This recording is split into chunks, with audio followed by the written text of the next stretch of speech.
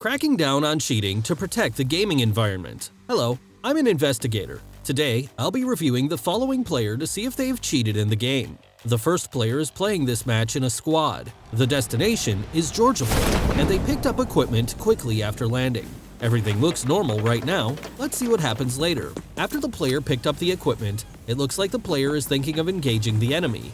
The first enemy has been discovered. The player aimed and shot the enemy with a UMP-45 and eliminated one enemy. Let's take a look at what happened in slow motion. The crosshair of the firearm is basically on the enemy, so we can't tell if there's been any cheating here. Let's keep watching. The player is moving towards the enemy, but stops suddenly at the corner. There are no enemies in the player's vision, but the player's crosshair is always focused on the enemy, and the player was able to preemptively shoot at the enemy.